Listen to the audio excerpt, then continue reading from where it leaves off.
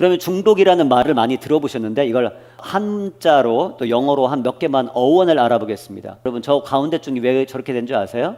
입이 있는데 입구가 있는데 이 뚫을 꼰자 입을 뚫어가지고 몸을 관통한 저 느낌이에요. 저게요. 그래서 여러분들 그 물고기 잡으면 입부터 해가 쭉 꿰죠.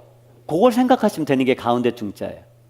예. 그리고 독자라고 하는 거 위에 그 주자처럼 변화가 되는데 그게 아니라 원래 날생자예요.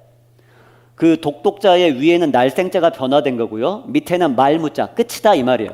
그러니까 생명이 끝난다. 생명을 끝나게 하는 것이 바로 독이라는 것입니다.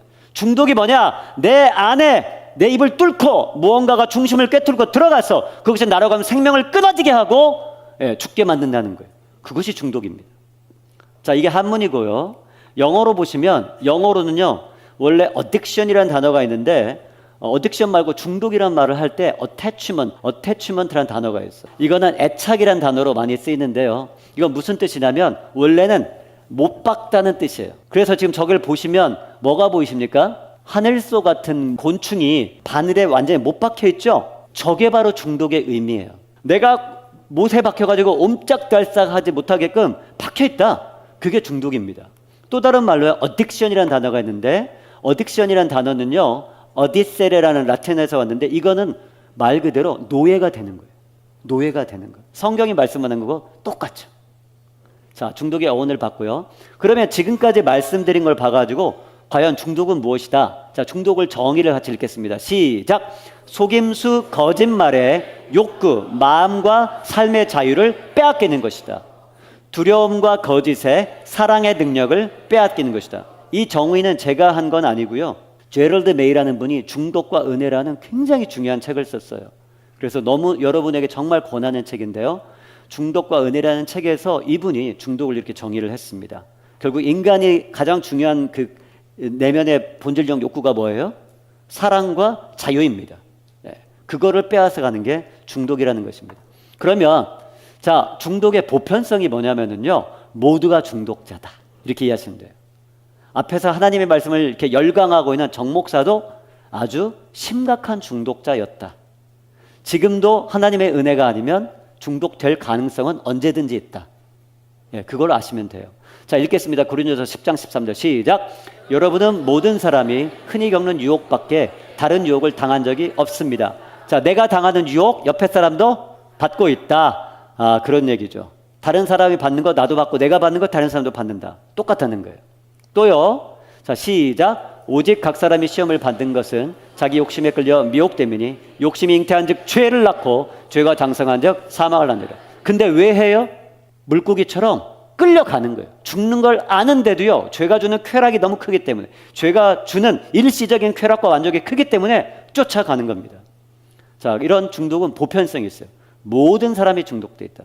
자, 아까 말씀드린 제럴드 메이가요. 뭐라고 얘기했냐면 이분이 40년간 크리스찬 임상학자로 중독에 대해서 치료를 했는데 이분이 결론을 내렸어요.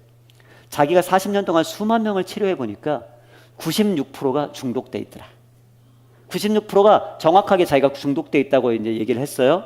그런데 나머지 4%도 이분이 연구를 해보니까 스스로 착각할 뿐이지 중독에 안 걸린 사람은 없었다. 이렇게 기독교 임상학자가 얘기를 했어요.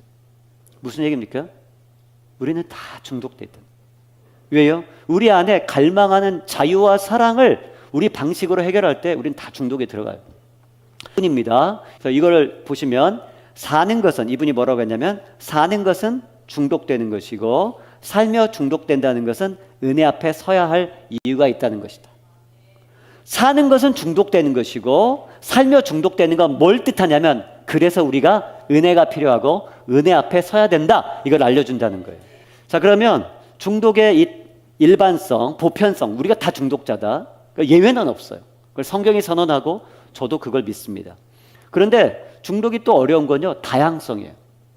중독의 다양성이 뭐냐면 이걸 한 목소리 읽겠습니다. 시작. 어떠한 것도 그것이 고통을 완화시켜줄 수 있다면 중독될 수 있다. 아담 아틀러라는 사람이 중독의 다양성을 뭐라고 했냐면 어떤 것도 내 심리적 고통을 덜어주고 어떤 것도 나에게 일시적인 만족을 줘서 내가 지금 가지고 있는 고민과 고통과 이 아픔을 잊게 해주고 나로 하여금 잠시나마 행복하게 해준다면 이 세상에 존재하는 모든 것들이 나를 중독시킬 수 있다는 거예요.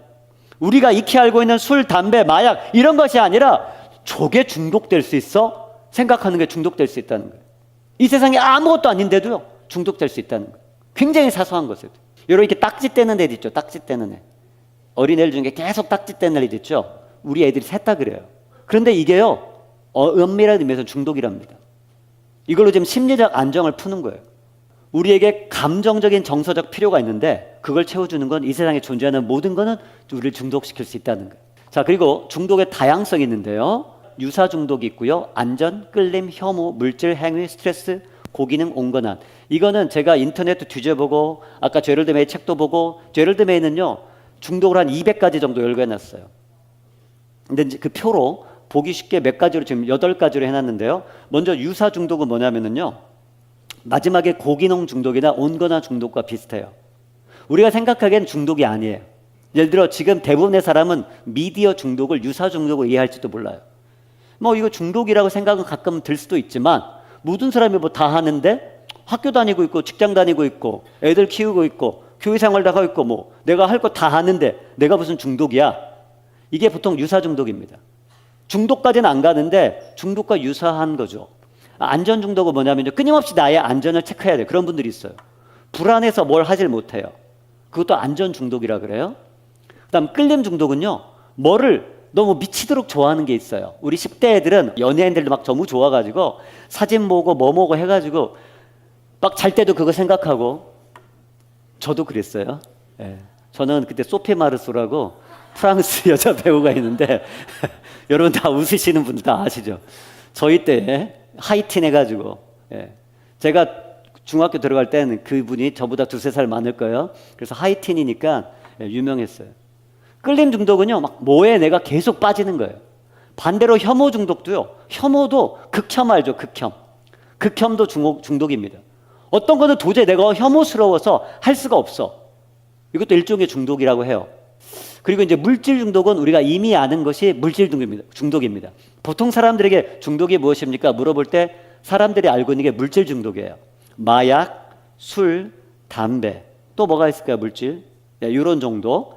그런데 이제 우리 시대에 가장 무시무시한 중독이 뭐예요? 바로 이 행위 중독입니다. 행위 중독에 뭐가 들어가요?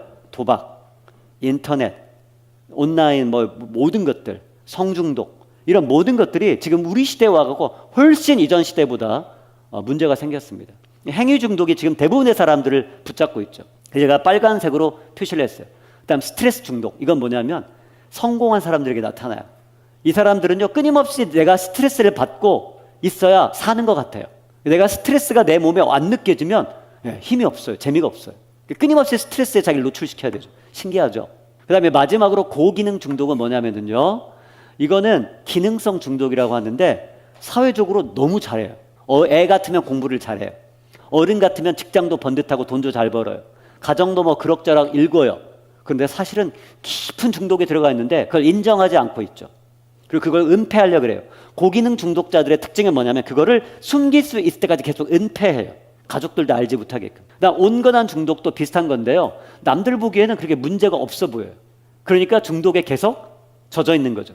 이게 드러나 버리면 옆에 사람이 염려를 갖고 조금 도와줄 텐데 꽁꽁 숨기고 그 중독 행위를 계속 즐기는 거죠. 그게 10년, 20년, 30년 인생을 갉아먹고 자기로 하여금 인생의 의미를 완전히 다 빼앗아 갔는데도요. 못 빠져나오는 겁니다. 자, 그러면 중독은 모든 사람이 걸려있고 너무나 다양하다. 이게 이해되셨죠?